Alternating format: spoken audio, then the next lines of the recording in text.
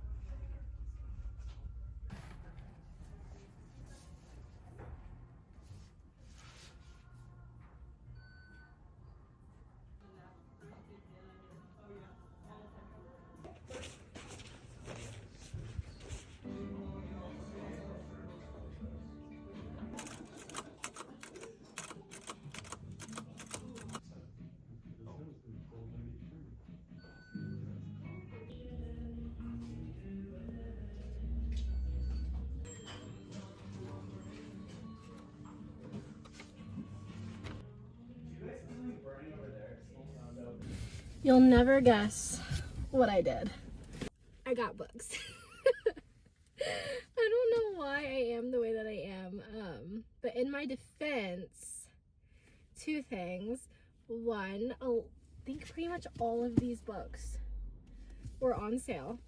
Every single one of them. And also I learned that this bookshop, if you're in Salt Lake City or around the area, it's called Central Book Exchange. They will take your old books that you've already read, and they will take them and they'll put them on their shelves. They'll resell them. So one, your books don't ever go to waste basically, but also you can get in-store discounts, which I didn't know. I feel like I should, there's no reason that I can't part with some of them. But I have such an emotional attachment to all of my books. But I know that, like, it just, I don't know, it's such a full circle thing. I thought that was really cool. I don't really need to get emotional about thinking about the hypothetical of me potentially parting with some books, but it's really cool, honestly. Before I go home, I wanted to tell you guys which ones I got. And yeah, so this first one is Justice by Michael Sandel. I've never heard of this author, but on the front of the cover it says, "What's the right thing to do?" And that just like immediately like spoke to me. So that's that little bit is why I ended up getting the book. But then on the back it says, perhaps the most prominent college professor in America relates the big questions of political philosophy to the most vexing issues of our time. He helps us think of our way through such highly contested issues as Wall Street bailouts, immigration, the role of markets, national service, affirmative action, same-sex marriage, and the place of religion in politics, as well as personal ethical questions we confront in our everyday lives. Justin invites readers of all ages and political persuasions on a fascinating journey of moral reflection and shows how reasoned debate can illuminate democratic life. I don't know, I just felt like I would really love this, and I'm the kind of person that when I find a book that I feel like helps me expand and better understand my values and my beliefs that I hold very closely, one, I want to read it because I want to like learn more about myself, and also I want to learn about alternative like perspectives and maybe reasons, but also I really love to find books that I think might help bridge gaps with the people in my life that I love, and that I want to connect with more when it comes to things like human rights and social justice and stuff like that. So I got this book so that I could read it, but then so that I could share it with some of the loved ones in my life. Other one that I got was, there's a movie on Netflix called The Octopus Teacher, and I freaking loved that documentary. It was radically life-changing for me. It was just an incredible documentary. If you've never watched it before, I would highly recommend. This book is not that, but it is called The Soul of an Octopus, and it says a surprising exploration into the wonder of consciousness. And again, the little bit on the front is what got me here. So the little brief bit on the back says, popular naturalist Cy Montgomery explores the emotional and physical world of the octopus, the remarkable connections it makes with people, and the vibrant community that arises around this complex, intelligent, and spirited creature. Practicing true immersion journalism from New England aquarium tanks to the reef of the French Polynesia and the Gulf of Mexico, Montgomery befriends individual octopuses with strikingly different personalities who show their cleverness in a myriad of ways, escaping enclosures, creative trickery to get food, and jetting water to bounce balls. Montgomery also chronicles scientists' growing appreciation of the octopus's problem solving as she tells a love story. By turns funny, entertaining, touching, and profound, The Soul of an Octopus reveals what octopuses can teach us about meeting two very different minds. Yeah, I don't know, something about this just really piqued my interest. And there was actually another book, now that I'm thinking about it, that I read that also, I think it was called Remarkably Bright Creatures, and that was also, I believe, about an octopus, and I freaking loved that book too. The other one that I got is called Erosion by Terry Tempest Williams, and the front of it just says Essays of Undoing. And then the little bit says, Terry Williams's fierce, spirited, and magnificent essays are a howl in the desert. She sizes up continuing assaults on America's public lands and the erosion of our commitment to the open space of democracy. She asked, how do we find a strength to not look away from all that is breaking our hearts? Ooh, damn, I didn't remember reading that part. It says, we know the elements of erosion, wind, water, and time. They have shaped the spectacular physical landscape of our nation.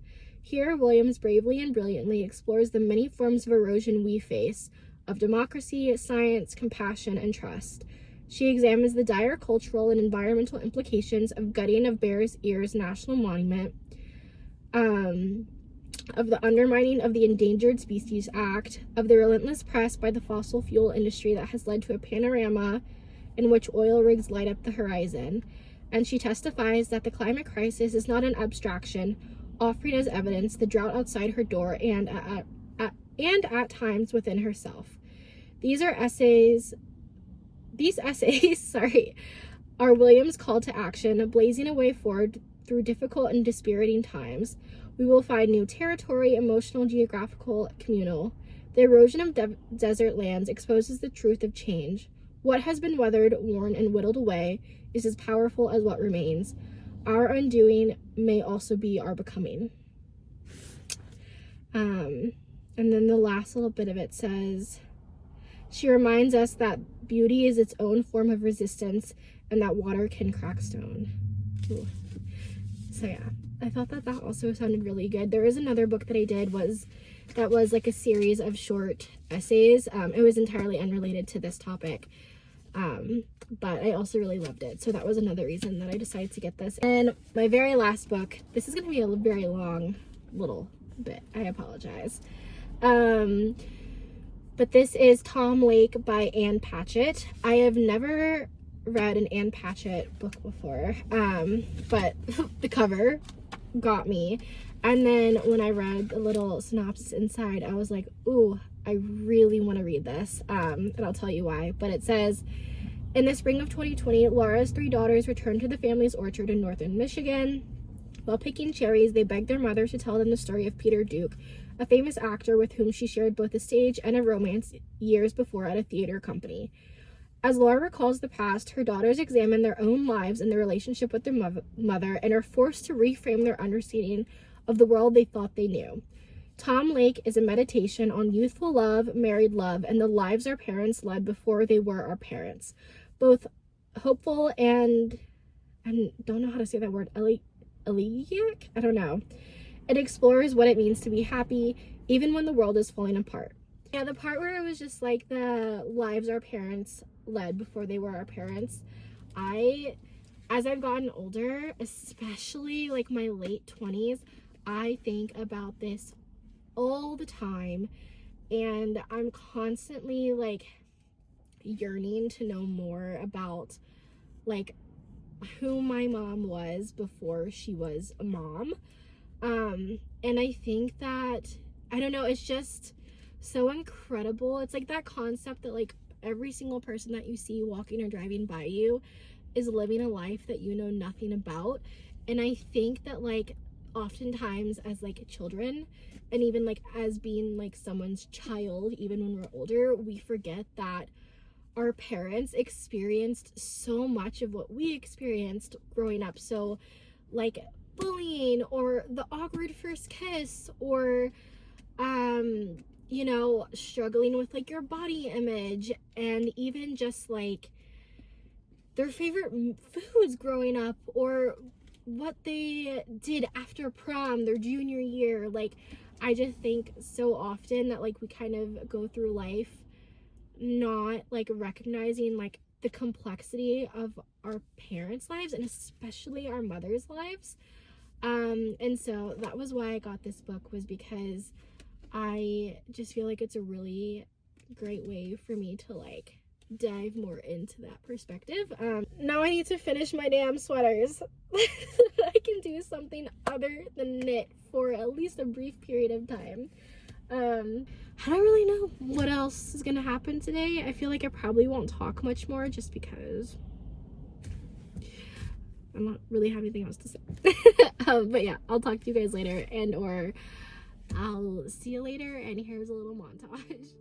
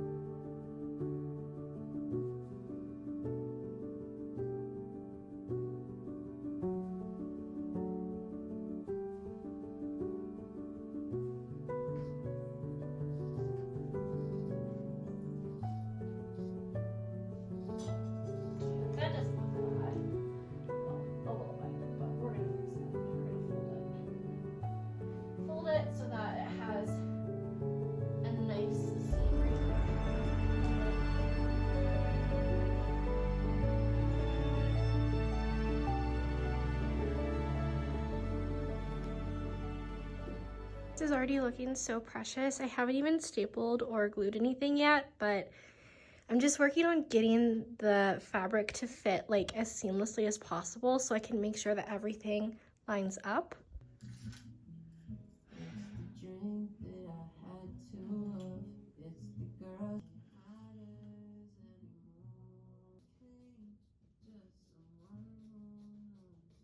I'm now realizing I'm definitely gonna have to get more fabric. So that's a little annoying, but it's okay.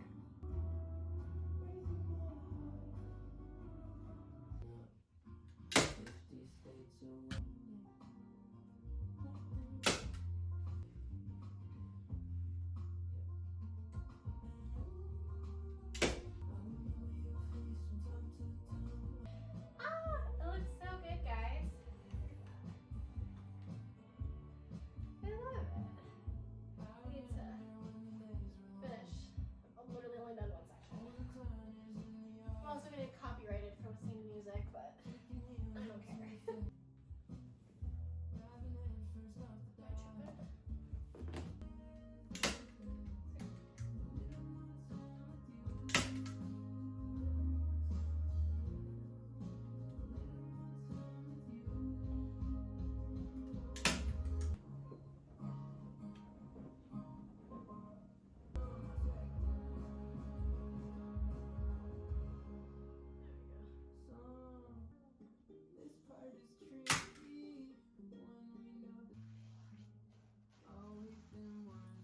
I'm not finished yet. I have to go get some more fabric to finish the sides of the arms and then also the back and also for the ruffle, but I'm trying to decide. I'm not sure. I'm trying to decide if I want a full skirt that basically goes all the way to the floor the same way that our couch does, or if I want to do a smaller ruffle that is maybe, I don't know if I'm going to do it this big or if I want it a little smaller. I wish I had, let me go grab some pins. I want to do a short ruffle, and if I do want to do a short one, how short do I want it to be? I am attempting to make the ruffles around, a part of me feels like it's called a valance, but I don't know if that's right. I don't know where that word is coming from. The first thing that I'm going to do is sew a seam down the middle so that this one is double the length of the satay. And let's just hope I don't botch this. It doesn't have to be perfect because like the ruffles will disguise any like serious imperfections. I also, I have such a hard time controlling my foot on the pedal. I either go way too slow or I'm like going way too fast.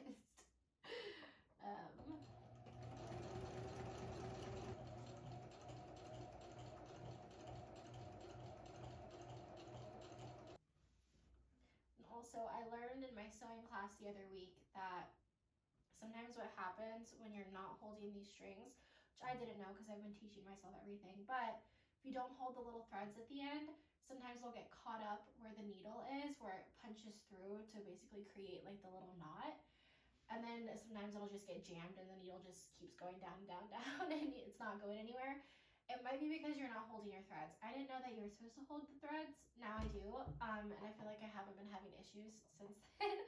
So hold your threads if you can't figure out why it's getting all knotted.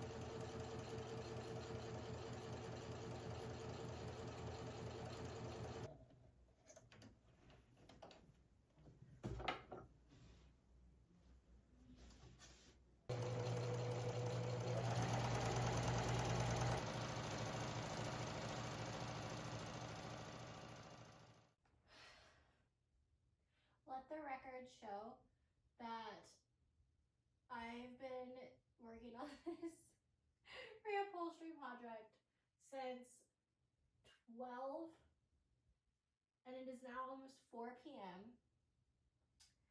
and now I'm having to hand sew the remainder of this project. I have to hand sew this like little arm piece right here because the staples look awful. It won't look finished. And the glue, I believe, is just not gluing. Instead, it's staining. And so where I glued on the seat cushion or the seat cover, you can like see the glue. I'm like praying that this is enough fabric to fit over. I just tested out a ruffle over here just to make sure it looked the way that I wanted it to, and it does. But yeah, now I have to finish hand sewing this.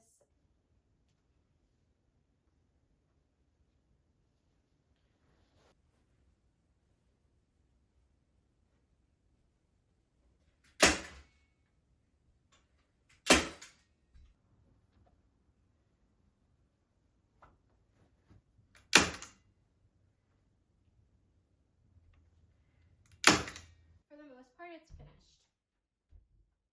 Just don't look at the back because that part is definitely not finished.